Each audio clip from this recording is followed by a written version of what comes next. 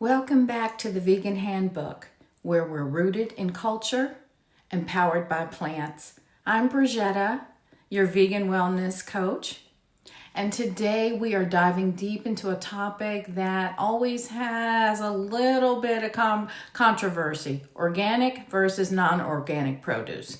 Should you spend the extra money on organic fruits and veggies? What happens if you can't? And what about those mysterious lists, the Dirty Dozen and the Clean 15?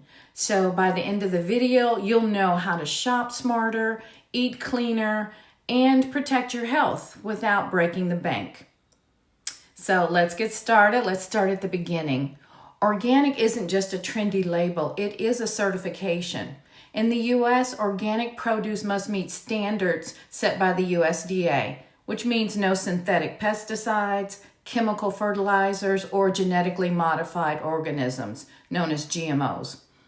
Organic farming focuses on soil health, crop rotation, and natural pest control, things that support a healthier planet and healthier food.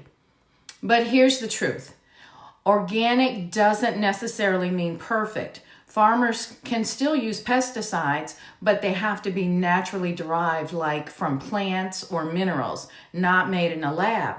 So no matter what produce you buy, make sure you wash it well. And we'll talk about the best way to clean your produce a little bit later. So what are the benefits? Let's start with the good stuff. Fewer chemicals on your plate. Studies show that people who eat organic have significantly lower pesticide residues in their bodies. So for women over 50, when hormones are naturally shifting, that really can make a difference. Certain pesticides can disrupt estrogen, thyroid, and adrenal functions to potentially more nutrients. Some researchers show that organic fruits and veggies may have higher levels of antioxidants and polyphenols, and you can think of those as your body's defense team. They fight against aging, inflammation, and cell damage. And it's better for the planet. Organic farming protects bees, builds soil health, and reduces chemical runoff in our water. So when you buy organic, you're voting for a cleaner world. But let's keep it real. Organic isn't always the golden ticket. It does cost more. Organic foods can be 20 to 50% more expensive. And with grocery prices going up, that can add up fast. Also, there's a limited availability. It depends on where you live, which organic products may be seasonal or limited. And if you've ever tried to find organic blueberries in January, you know that's a challenge. And they're not always cleaner. Remember, organic doesn't mean pesticide-free. And organic produce can still carry bacteria from soil or from handling. So washing is a non-negotiable.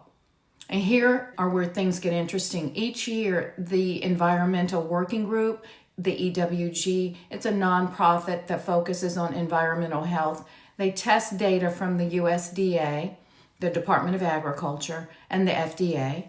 And these agencies test tens of thousands of produce samples, both organic and conventional or non-organic, to see what kind of pesticide residues remain after washing and peeling. The EWG then ranks the most contaminated fruits and vegetables, and that's how we get the Dirty Dozen and the least contaminated, the Clean 15. These tests happen every year, and they're one of the most trusted resources for helping consumers negotiate and make informed choices about what fruits and vegetables to buy.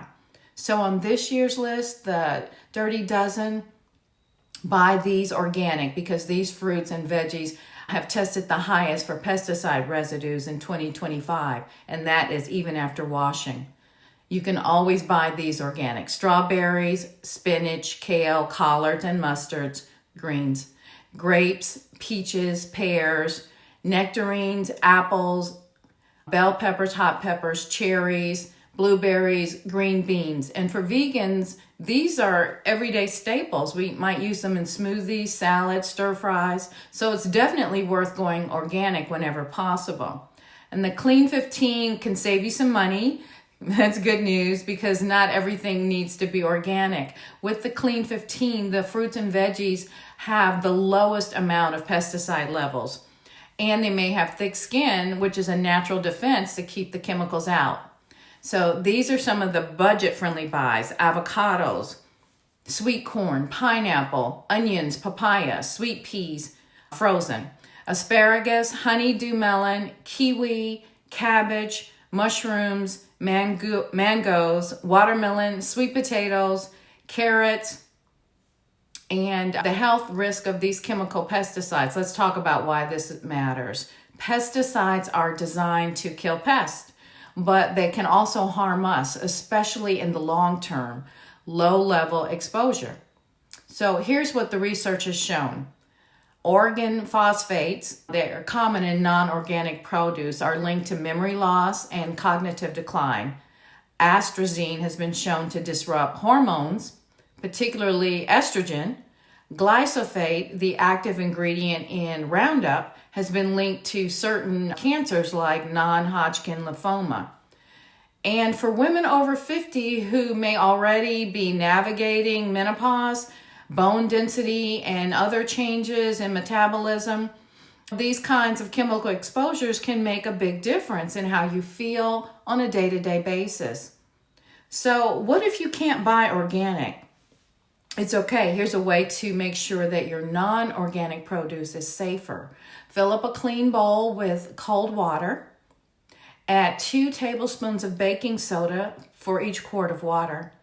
And soak your fruits or vegetables about 15 minutes. And then rinse them thoroughly under running water and pat them dry, and they're ready for use. The baking soda helps to neutralize and remove many of the surface pesticides. You can also use vinegar, 1 part vinegar to 3 parts water, but it might slightly alter the taste or the texture. So baking soda can be your best bet. And for produce with thick skins like melons and avocados, scrub it with a brush before you cut into it to avoid transferring any residual bacteria onto the inside. And because pesticides don't just show up in produce, they can sneak into our grains, bread, breakfast cereals. So here are some non-produce items worth buying organic. Oats and oatmeal. Conventional oats are treated with glyphosate before harvest. Bread and flour. Wheat can also be sprayed with chemical desiccants. Soy products, non-organic soy is genetically modified. Tofu and soy milk. So always choose organic, non-GMO, verified. Plant-based protein powders, make sure that it's organic also so that you're not getting any hidden residuals. Remember, it's not about perfection. It's about making small swaps that add up to better health. Now, this part might surprise you or just make you look at your pantry. There are items used right here in the U.S. that are banned in other countries.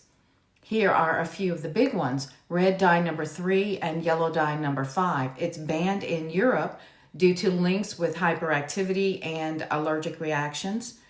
Brominated vegetable oil, known as PVO, used in some sodas and sport drinks, and they're banned in Europe and Japan because it can cause buildup in the body and affect the thyroid. Potassium bromate, added to some breads for texture, are banned in Canada and the EU for its cancer risk. RBH, recombinant bovine growth hormone, used in dairy cows to increase milk production, is banned in 30 countries, but somehow still found in the U.S. dairy. So if you're transitioning to a vegan plant-based lifestyle, congratulations, you're already eliminating a lot of those additives that we just talked about. But let's keep it simple and sane. Prioritize organic for the dirty dozen. With the Clean 15, just wash them well the way we discussed. Choose organic soy, oats, and grains whenever possible. Read your food labels. If you can't pronounce it, your body doesn't recognize it either. Remember, health is a journey, not just a shopping receipt. So whether you're shopping at the farmer's market or your local grocery store, remember, every plant on your plate is a step toward better health. Don't get stuck in perfection. Aim for progress. Even washing your produce better is a win. I hope this video has helped you to make sense of the organic versus non-organic debate. Go ahead and give it a thumbs up, subscribe, and share with another person who's ready to move up a level in their wellness. And tell me in your comments, what's your favorite fall produce? Right now, I'm looking forward to butternut squash. But I want you to look good, feel good, do good, and I'll see you in the next video.